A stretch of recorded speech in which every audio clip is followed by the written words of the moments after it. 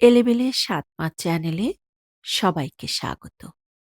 আজকের নিবেদন মানিক বন্দ্যোপাধ্যায়ের গল্প রোম্যান্স। চলুন তবে শোনা যাক।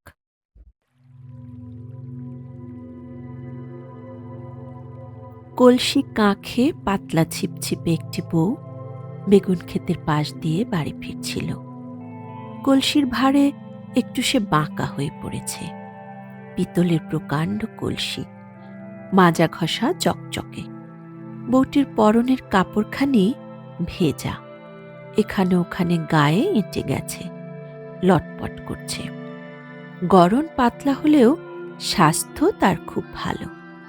গায়ে রীতিমতো জোর না থাকলে অত বড় কলসির ভারে কোমর তার মচকে যেতে পারত। সূর্য এখন প্রায় মাথার উপর। রোদের তাপে পায়ে চলা সরু পথটির পাশে ঘাসে ঢাকা মাটি পর্যন্ত তেতে গেছে। ভিজে গামছা ভাঁজ করে বউটি মাথায় বসিয়েছে। বেগুন ক্ষেতের পরে ছোটখাটো আম কাঁঠালের বাগান। গাছে গাছে বাগানটি জমজমাট, কিন্তু কেমন যেন শুকনো নিষ্ফল চেহারা গাছগুলোর। কয়েকটি গাছে শুধু কাঁচা পাকা ২-৪টি আম ঝুলছে। বাগানের ওপাশে টিনের চাল আর দরমার বেড়ার বাড়ি আছে টের পাওয়া যায়। গাছের ফাঁকে ভালো করে চোখ পড়ে না।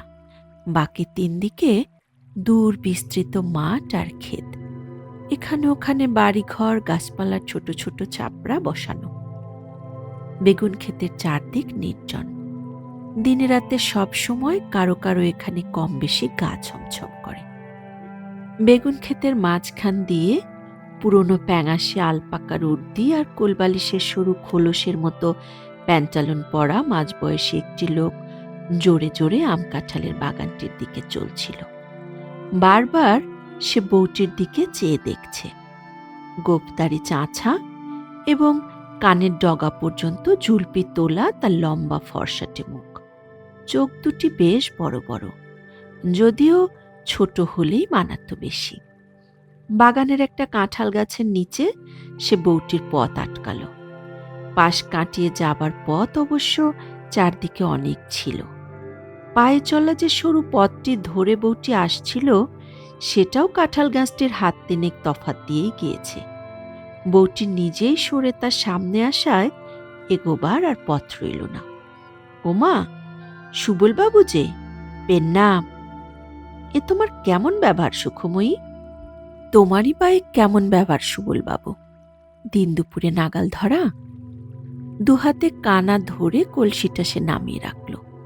যে কাঁখে কলসি ছিল তার উল্টো দিকে বেঁকে বেঁকে সোজা করে নিল কোমরটা। সুবলের ক্রুদ্ধ নালিশ ভরা দৃষ্টি দেখে একবার সে অপরাধিনীর মতো একটু হাসল।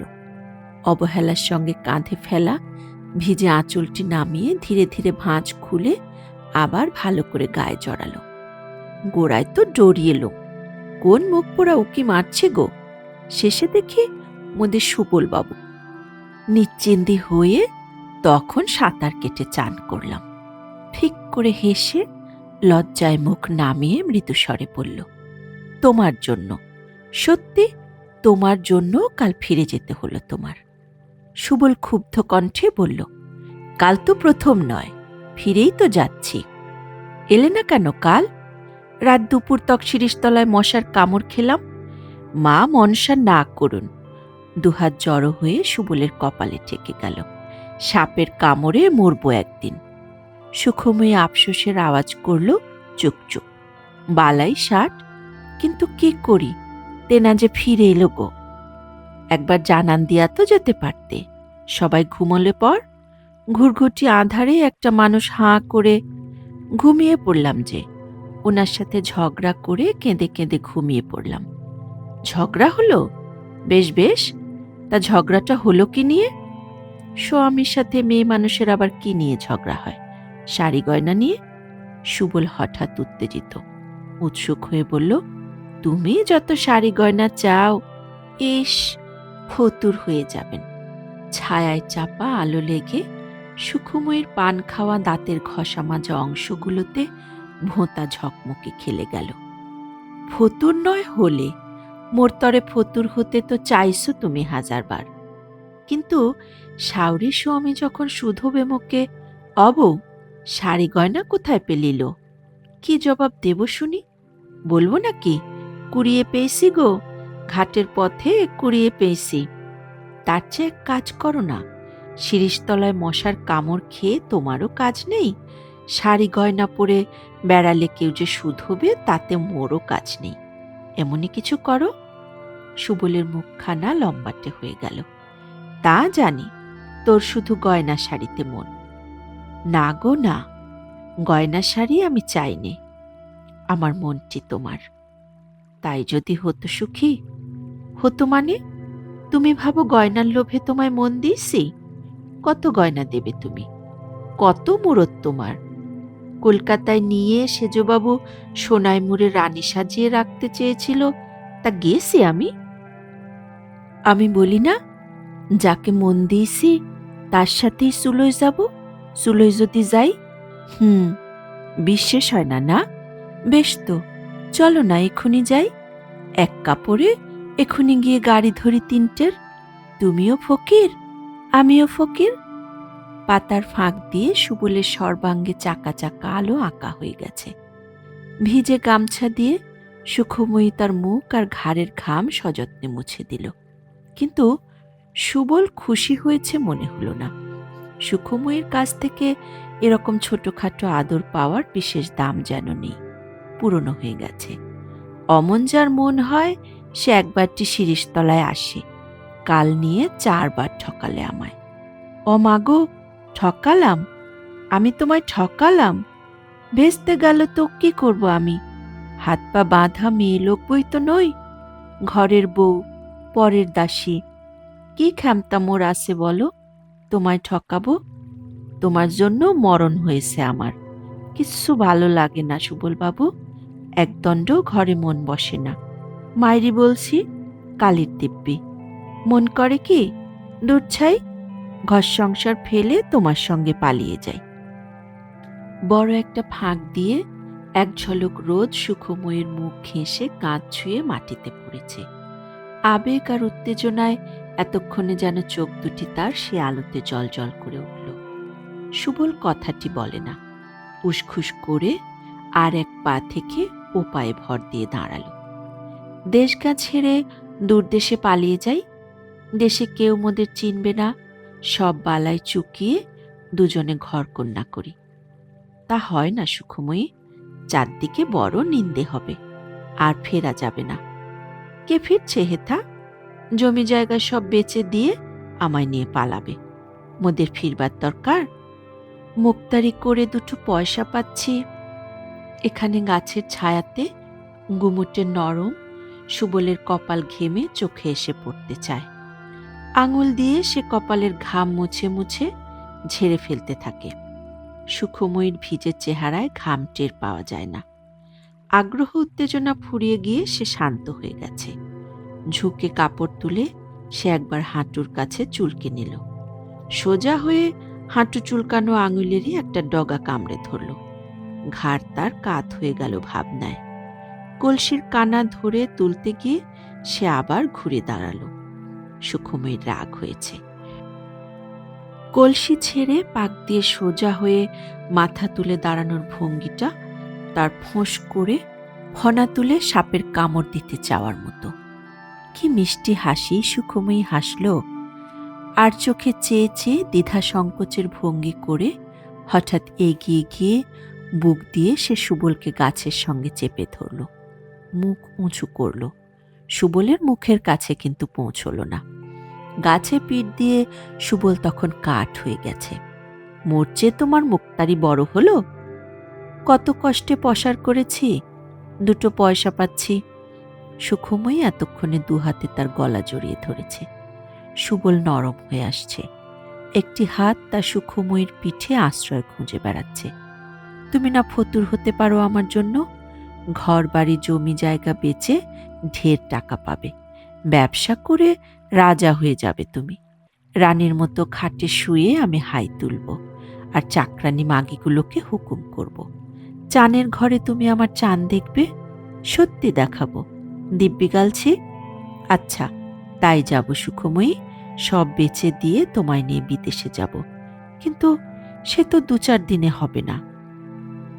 মুক্তারি, জানো বটে তুমি সুবলবাবু। দাঁড়াও, আমি আসছি কলসি রেখে। কাঁখে কলসি তুলতে গিয়ে সুখময়ী আজ বোধহয় এই প্রথম টলে পড়ে গেল। কলসির জল শুষে নিল মাটি, আর তার ভিজে কাপড় কুড়িয়ে নিল মাটির লাল ধুলো। অদৃষ্টে কত আছে বলে মাটি থেকে উঠে দাঁড়িয়ে ভোঁতা গলায় সে বলল, দাঁড়াও বাবু, একটু সাবুন আনি, নইলে এ মেটে রং উঠবার নয়, ফের নাইতে হবে। বাড়ির অঙ্গন শূন্য, ঘরের বাইরে কেউ নেই, বাইরে কেউ থাকেও না এ সময়। সুখময়ী রেধে বেড়ে খাইয়েছে সবাইকে, আর কোনো কাজ কারো নেই। রসুই ঘরের দাওয়ায় একতারা মাজা বাসন। ঘাটে গিয়ে বাসন মেজে এনে তবে তার কলসি নিয়ে নাইতে যাবার ছুটি হয়। কলসি ভরে জলটি আনা চাই, পুবের ঘরে নটবর হুঁকো টানছে, কথা বলছে পাড়ার কানাই ধরের সঙ্গে।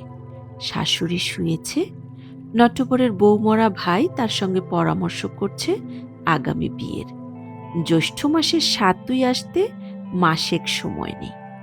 বাড়ির কুকুরটা উঠে এসে লেজ নেড়ে অভ্যর্থনা জানাতেই সুখময়ী তাকে একটা লাথি কষিয়ে দিল, আর সেই অবধ প্রাণীর কেউ কেউ আর্তনাদ শেষ হওয়ার আগেই রসুই ঘরের দাওয়ায় বাসনের গাদায় আছড়িয়ে পড়ে শুরু করলো নিজের আর্তনাদ, একটু চাপা, একটু অস্বাভাবিক সুরে। ভয়ে তার গা কাঁপছিল। সবাই ছুটে এলো, একসঙ্গে শুধোতে লাগলো কি হয়েছে। বউকে জড়িয়ে ধরে নটবরের মা জুড়ে দিল কান্না। কুকুরটা এখনো কেউ কেউ করে মরছে। সুখময়ের বুকের মধ্যে ঝিপঝিপ করছিল। কি থেকে কি হবে তা ভগবান জানেন। এই তার শেষ লড়াই। সুখময়ী কেঁপে কেঁপে কেঁদে বলল, বড্ড ভয় পেয়েছি মা, বুকটা ধরাস ধরাস করছে। কত বলি একলাটি ঘাটে যেতে ডর লাগে, কেউ তো যাবে না সাথে, নইলে কি ওই মুখ পোড়া সুবল মুক্তার। শুনে সবাই একসাথে চুপ মেরে গেল। ইতোমধ্যে পাশের দুবাড়ির মেয়ে পুরুষ ছুটে এসেছিল। তারাও হঠাৎ চুপ হয়ে গেল জন্মবোবার মতো। নীরবে মুখ চাওয়াচাওয়ি ছাড়া কি আর করার আছে এমন একটা অসম্পূর্ণ খবর শুনে। নটবরের মার কান্না থেমে গিয়েছিল। প্রথমে অধীর হয়ে শুধল, কি করেছে সুবল মুক্তার? অবৌ, বল না, কি করেছে সুবল মুক্তার? বাগানে একলাটি পেয়ে হাত চেপে ধরেছিল গো, কলসি ফেলে পালিয়ে এসি, ছুটতে ছুটতে আসার যা খেয়েছি কবার, হা দেখো। হাতের তালু আর কাপড়ে রক্তমাটি ও রক্তের দাগ সে দেখিয়ে দিল। কয়েকজনের চাপা নিঃশ্বাস পড়ল একটু নিরাশার সঙ্গে। কত বড় সম্ভাবনার এই পরিণতি! শুধু হাত ধরেছিল? দুপুরবেলা জনহীন বাগানে মেয়ে মানুষকে নাগালে পেয়ে শুধু হাত ধরেছে সুবল মুক্তার? মামলা মোকদ্দমা হবে না, ব্যাপারটা চাপা পড়ে যাবে আজকালের মধ্যে।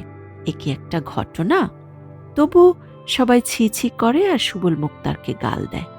বাগানে গিয়ে তাকে শাসন করে আসার কথাটা কেউ ভাবেও না, বলেও না। শেষে সুখময়ীকে ঝাঁজ দেখিয়ে বলতে হয়, ঠাকুরপো, দাঁড়িয়ে শুধু জটলা করবে তোমরা? যাও না, দুঘা দিয়ে এসো না বজ্জাতটাকে। নটবরের মা বলে, চুপ কর মাগি, চুপ কর। কেন চুপ করব? আমার হাত ধরবে, তোমরা তা চুপ করে শুয়ে যাবে? নটবর বলল, ও শালা কি আর আছে? পালিয়ে গেছে। থাকতেও তো পারে, কলসি আনতে ফিরে যাব ভেবে থাকতে তো পারে ঘুপচি মেরে। যাও না একবার, দেখে এসো। তখন নটবর, শশধর, নিতাই আর পাড়ার একজন সুবলকে খুঁজতে যায়। নটবরের মা চেঁচিয়ে বলে দেয়, কলসিটা আনিস কেউ, শুনছিস? কলসিটা আনিস। সুখময়ীকে ঘিরে মেয়েদের জটলা চলতে থাকে। চারদিকে তারা রটাবে, তবু তারাই বলে যে এমন হইচই করা উচিত হয়নি সুখময়ীর। জানাজানি হওয়া কি ভালো? চুপি চুপি শাওরি বা সোয়ামীকে বললেই পারত সে। পুকুর ঘাটে যাওয়ার সময় একজন কেউ সঙ্গে যেত। সুখময়ী শুনে যায়, কথা বলে না।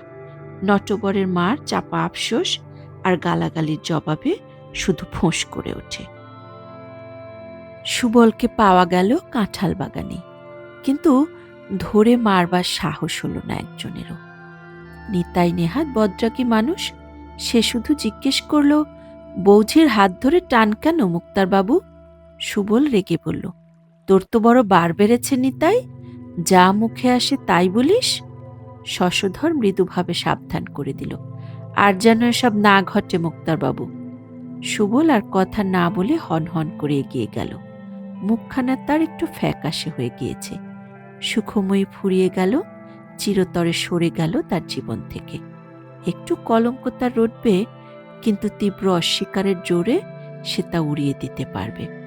কিন্তু আবার যদি এমন কিছু ঘটে, দুর্নাম তার জোর পাবে। বড় একটা মামলা ছিল সুবলের এ সময়। মনটা একেবারে খিঁচড়ে গেল। না, মনটা একটু শক্ত করতে হবে তার। সবে প্র্যাকটিস জমছে। বাকি দিনটুকুতে ছোট মহকুমা শহরের চারিদিকে যে তাদের নামে ঢিঢি পড়ে গেছে, সেটা সুখময়ী টের পেল সন্ধ্যার পর নটবরের হাতে বাখারি খেয়ে। বাকি দিনটা বাড়ির সকলে মুখ ভার করে থেকেছে, তাকে বাদ দিয়ে করেছে জটলা। বিকেলে আড্ডা দিতে বেরিয়ে সন্ধ্যার পর মুখ অন্ধকার করে নটবর বাড়ি ফিরে এলো। গজরাতে গজরাতে মা আর ভাইকে জানিয়ে দিল শহর শুদ্ধ লোক কি বলা বলি করছে, এবং খবরটা ভালো করে শুনবার আগ্রহে সুখময় কাছে এসে দাঁড়াতে সরু একটা বাখারি তুলে তার পিঠে কয়েক ঘা বসিয়ে দিল। সরু বাখারির বেতের মতো ধার, পিঠ কেটে রক্ত বেরিয়ে গেল সুখময়ের। কিন্তু সে তীব্র ব্যথা তার কাছে অতিরিক্ত ঝাল খাওয়া সুখের মতো লাগলো। কলঙ্ক তবে রটেছে, তবে আর এখন কি বাধা রইল সুবলের তাকে নিয়ে পালিয়ে যাবার? এ বদনাম সয়ে সে তো টিকতে পারবে না এখানে। যেতে হলে তাকে সঙ্গে নিয়ে যাবে না কেন? সুবলের মা বলল, থাক থাক, মারধর করে কাজ নেই। ও বউকে তো আর ঘরে রাখা যাবে না। কাল সকালে খেয়ে দিয়ে দিস। মামার বাড়ি যাক, নয়তো চুলোয় যাক। শুনে একটু ভাবনা হলো সুখময়ীর। সত্যি তাকে তাড়িয়ে দেবে নাকি? গালাগালির জন্য সে তৈরি হয়েই ছিল, তার উপর নয় কিছু মারধর হয়েছে। কিন্তু খেদিয়ে দিলে তো মুশকিল। সুবলের যদি বেশি রকম রাগ হয়ে থাকে, তাকে যদি সঙ্গে নিয়ে যেতে না চায়, পুরুষের মন তো বিগড়ে যেতে কতক্ষণ। তবে তো তার একুল উকুল দুকুল যাবে, মাথা গোঁজবার ঠাঁই থাকবে না জগতে। মামা কি ঠাঁই দেবে তাকে? মামারও তো শুনতে বাকি থাকবে না এই কেলেঙ্কারির কথা। ভাবে, আর সুবলের প্রেমে বিশ্বাস হারিয়ে সে পিঠের জ্বালায় কাতরায়। চুলোর ধোঁয়ায় তার চোখ জ্বলে, আর ভাতের হাঁড়ির বাষ্পে জগৎ ঝাপসা হয়ে যায়। আগুনের আঁচে মাঝে মাঝে শরীরটা শিউরে ওঠে, জ্বর আসবার মতো উদ্ভট শিহরণ। জল ছুঁতে গিয়ে গা ছমছম করে। জ্বর কি একটু এসেছে তাহলে তার? সকলকে ভাত দিয়ে হেসেল তুলে খাওয়ার অনিচ্ছা নিয়ে খিদের জ্বালায় কিছু খায়। রসোই ঘর বন্ধ করে কুপি হাতে উঠোন পেরিয়ে ঘরের দাওয়ায় কুপিটা নিভিয়ে রেখে ঘরে ঢোকে। চৌকিতে বসে নটবর তামাক টানছে। কাল তাকে খেদিয়ে দেবে নটবর। এতকাল সোহাগ করে কাল তাকে দূর করে দেবে। সুবলের সঙ্গেই পালিয়ে গিয়ে বা তার তবে কি লাভ হবে? বউকে যদি মানুষ খেদিয়ে দিতে পারে, দুদিন পর সুবল কেন তাকে ফেলে পালাবে না? নটবরকে একটু নরম করার চেষ্টার কথা মনে আসে, কিন্তু সুখময় উৎসাহ পায় না। রাগ কমিয়ে কতবার সে নটবরের সোহাগ আদায় করেছে। কৌশল তার অজানা নয়, কোনোদিন ব্যর্থও হয়নি। আজ সে মনে জোর পায় না। বাখারের মার খেয়েছে বলে নয়, মার খেলেও মান বাঁচিয়ে সোহাগ যাচা যায়। নিজের উপরেই আজ তার বিশ্বাস নেই। নিজেকে কেমন রূপহীনা কুৎসিত মনে হচ্ছে। তার যেন কাঠির মতো সরু আর কাঠের মতো শক্ত দেহ। কি দিয়ে সে নটবরকে নরম করবে? তার চেয়ে শুয়ে পড়া ভালো। মাথা ঘুরছে, পিঠ জ্বলছে, শরীর ভেঙে পড়ছে। চুপ করে শুয়ে চোখ বুজে রাতটা কাটানো যাক। সুবল, নটবর সকলের ভরসায় যখন তার ফুরিয়ে গেছে, কি আর হবে আকাশ পাতাল ভেবে। চৌকিতে উঠতে তার ভরসা হল না। মেঝেতে মাদুর বিছাতে গেল, তখন কথা কইল নটবর, দৌড় দে, হুঁকাটা রাখ। সুখময়ী দুয়ার বন্ধ করে হুঁকোটা রেখে মাদুরে শুয়ে পড়ল। পিঠে ব্যথা ছিল, মনে খেয়াল ছিল না। অভ্যেস মতো চিত হয়ে শুয়েই মৃদু আর্তনাদ করে সে পাশ ফিরল। চৌকিতে বসে প্রদীপের আলোতে নটবর তাকে খানিক দেখল। পা গুটিয়ে কি অদ্ভুত ভঙ্গিতে বউটা তার শুয়েছে। পিঠ ব্যথা হয়েছে নাকি বউ? গোসা হয়েছে? আর মারব না তোকে। কোন শালা আর তোর গায়ে হাত তোলে? আমায় কাল তাড়িয়ে দেবে? দূর পাগলি, ও কথার কথা বলছিলাম। তোকে ছেড়ে কি আমি থাকতে পারি? সুখময়ী নিজেই স্বামীকে বুকে টেনে নিয়ে দাঁতে দাঁত লাগিয়ে চোখ বুঝল। মাদুরের ঘষায় পিঠে যেন তার করাত চলতে লাগলো অনেকক্ষণ। একবার অজ্ঞান হয়ে গিয়ে আবার চেতনা ফিরে এলো, তবু সে শব্দ করল না। আর্তনাদগুলো বুকে চেপে গোঙানিগুলো গলায় আটকে রেখে দিল। নটবর ছেড়ে দেওয়া মাত্র সে পাশ ফিরল। আলো নিভিয়ে চৌকির বিছানায় শোবার সময় কর্তব্যবোধে নটবর বলল, গা যেন তোর গরম দেখলাম, জ্বর হয়েছে নাকি? একটু হয়েছে। মেঝেতে কেন তবে? চৌকিতে আয়। যাই। কিন্তু শেষ পর্যন্ত চৌকিতে সে গেল না। আলো নেভার আগে সে দেখেছে পিঠের রক্তে মাদুর লাল হয়ে গেছে। নটবর ঘুমিয়ে পড়ল অল্পক্ষণের মধ্যেই। ঘুম গাঢ় হয়ে এলে তার নাক ডাকতে আরম্ভ করল। তখন চুপি চুপি দরজা খুলে সুখময়ী বাইরে বেরিয়ে গেল। রাত বেশি হয়নি। শশধর জেগে আছে, পাড়ার লোকও হয়তো জেগে আছে অনেকে। থাক জেগে, কতক্ষণ লাগবে তার সুবলকে দুটি কথা শুধিয়ে আসতে? বাগান হয়ে বেগুন ক্ষেত পার হলেই সুবলের বাড়ি। ডুবু ডুবু চাঁদের জ্যোৎস্না এখন একটু আছে। বাগানের গাঢ় অন্ধকার কোনো রকমে পার হলে পথের চিহ্ন নজরে পড়ে। সুখময়ী তরতর করে বেগুন ক্ষেতের বেড়া ঘেঁষে এগিয়ে গেল। তাড়াতাড়ি ফেরা চাই। নটবরের ঘুম ভেঙে গেলে যাতে সহজ স্বাভাবিক বিশ্বাসযোগ্য কৈফিয়তটা দেওয়া যায়। সুবলের বাড়ির ঘরে ঘরে আলো নিভেছে।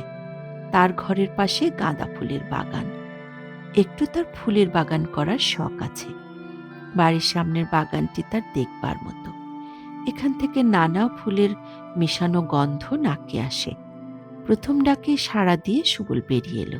চুপ, আস্তে। আবার কেন? দেখো, তোমার জন্য কি মারটা মেরেছে আমায়। তোমার জন্য আমার বদনাম হলো সুখময়ী। কত ভালো বলতো লোকে আমায়, কত সম্মান করত। তোমার জন্য সব গেল। চলো, আমরা পালিয়ে যাই ২-৪ দিনের মধ্যেই। সব বেচে দাও। তোমার খালি বাজে কথা। সব বেচে মুক্তারি ফেলে কোথায় যাব? এত কেলেঙ্কারি হলো, চারদিকে ঢিঢি পড়ে গেল, তবু থাকবে? কি করে থাকবে? আস্তে আস্তে ভুলে যাবে লোকে। সুখময়ী আস্তে আস্তে পিছিয়ে আসছিল। সুবল তার হাত চেপে ধরল। শিগগির ফিরতে হবে। একটু বসে যাও। বউ মরে গেছে কবে? এতকাল বিয়ে করিনি তোমার জন্য। একটু বসে যাও। সুবলের ঘাট বাঁধানো। মুক্তারির টাকায় সবে ঘাট বাঁধিয়েছে। এখনো কোথাও ফাটল পর্যন্ত ধরেনি। ঘাটের ধোয়া মোছা পরিষ্কার সিমেন্টও সুখময়ীর পিঠের রক্তে লাল হয়ে গেল। সমস্ত ঘাট নয়, সুখময়ীর পিঠের নিচেরকার অংশটুকু। পরদিন নাইতে এসে লোকে বলল, কুকুর বা বিড়াল ছানা বিয়েছে সেখানে, কিংবা বুনো শেয়াল।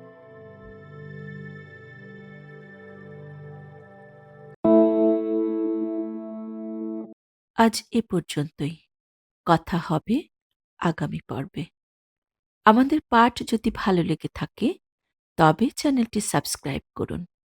ভালো থাকুন, ভালো রাখুন।